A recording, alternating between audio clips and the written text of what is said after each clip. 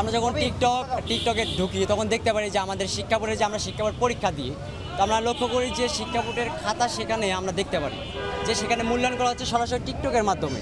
এটা কেন করা হবে?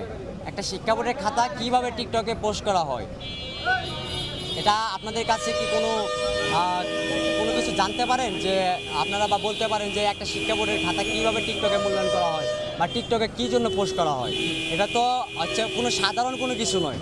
একটা শিক্ষা বোর্ডের খাতা, একটা এসএসসি ব্যাচ বা যে কোনো এইচএসসি ব্যাচ যেটাই হোক, হ্যাঁ, এটা হচ্ছে একটা বোর্ডের খাতা। কীভাবে টিকটকে মূল্যায়ন করা হয়?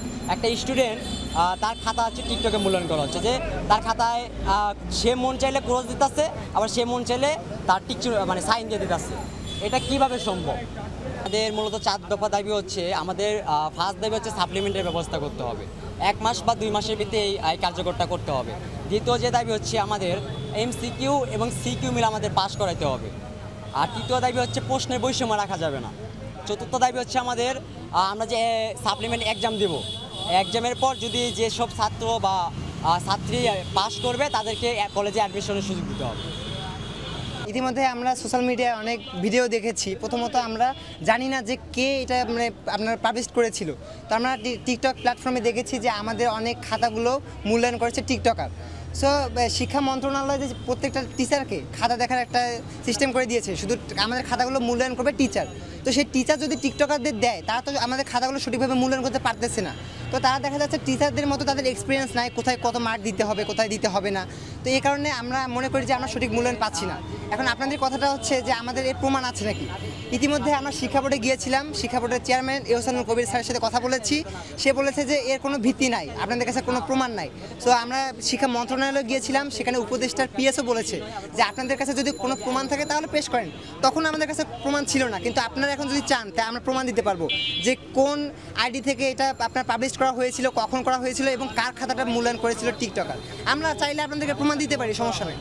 এবং ইতিমধ্যে আপনারা দেখেছেন যে এর আগে অর্থাৎ 2024 সালে যে এসএসসি ক্যান্ডিডেট ছিল একটা সাবজেক্টে ফেল করেছে, কিন্তু 2025-এ ওই ইমপ্রুভমেন্ট পরীক্ষা যে একটা দিয়েছিল, একটা সাবজেক্টের পরীক্ষা দিতে ফেল আসছে 2 জন। তো আপনারা চাইলে আমরা আপনাদেরকে প্রমাণ দিতে পারি, আমি বলতে পারি যে এটা কোন জায়গায় হয়েছে, কোন স্কুল থেকে হয়েছে, এবং আপনাদের শিক্ষা অফিসারেরও নাম বলতে পারি যে কোন শিক্ষা অফিসার। ঠিক আছে, আপনাদেরকে দুইটা একটা নাম বলি, তাহলে আপনারা বুঝতে পারবেন যে আসলে কারা কারা। প্রথমে বলি যে 21 জন শিক্ষার্থী একটা বিষয়ে ফেল করেছিল 2025 সালে এসএসসি পরীক্ষার্থী আবার ওই বিষয়ে পরীক্ষা দিয়েছে, কিন্তু তাদের ফেল আসে 2 সাবজেক্টে।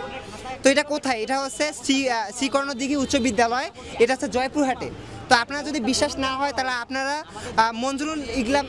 মঞ্জুরুল ইসলাম স্যারকে বলতে পারেন, ইনি হচ্ছে নির্বাহী অফিসার আক্কেলপুর উপজেলা জয়পুরহাট। না, দেখা যায় যে অনেক দেশে, ইতিমধ্যে আমরা চেয়ারম্যান স্যারের সাথে কথা বলেছি, অনেকেই বলেছে যে তোমরা যে দেশে বাস করতেছো এখানে তো সাপ্লিমেন্টারি পরীক্ষার ব্যবস্থা করা যায় না। কারণ আমি বললাম কেন স্যার, আপনারা এই কথা কেন বললেন?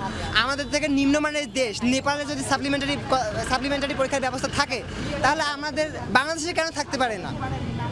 বিশ্বের প্রায় সব দেশে আপনারা দেখবেন যে সাপ্লিমেন্টারি পরীক্ষার ব্যবস্থা আছে, তাহলে কেন বাংলাদেশে থাকবে না?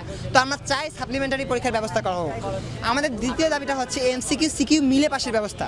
অনেকেই দেখা যায় যে 2-1 মার্কের জন্য ফেল করেছে, এরকম অনেক স্টুডেন্ট আছে। এমনকি আমি নিজে কেমিস্ট্রিতে পেয়েছি 9, মানে আমি এমসিকিউতে 9 মার্ক পেয়েছি এবং 61 পেয়েছি সিকিউতে।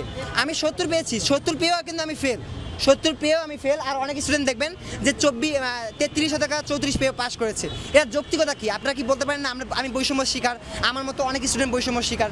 তো আপনারা কি মনে করেন না যে এমসিকিউ সিকিউ মিলে পাস দেওয়া হোক, এটা আলাদা পাশে কোনো যৌক্তিকতা নাই? আমাদের দাবি কেন মানা হবে না ভাই? আমরা তো এমন কিছু অযৌক্তিক দাবি করতেছি না যে আমাদের দাবিগুলো মেনে নেওয়া হবে না।